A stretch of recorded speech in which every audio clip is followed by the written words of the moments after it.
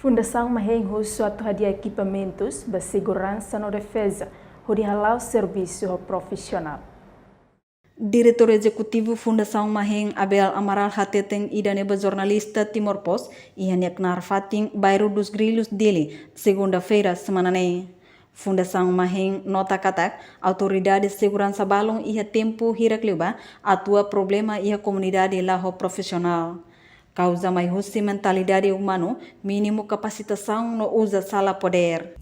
Liliu liga ho atuação sira hosi itanini membro Liliu membro PNDL ami reconhece ia oknum ka pessoal PNDL balu durante dinan hirakliu ba koto sirene atuação nene ladum proporcional e buat outune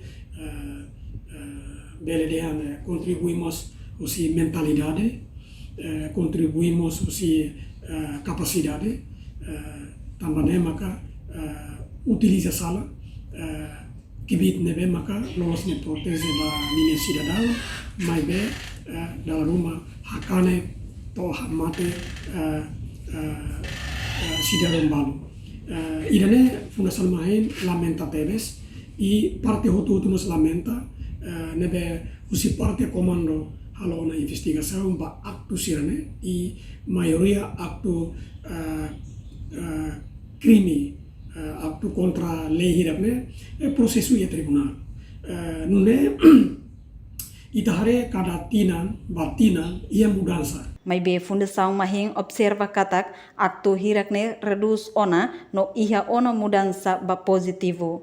A reportagem equipa cobertura televisão Timor Post.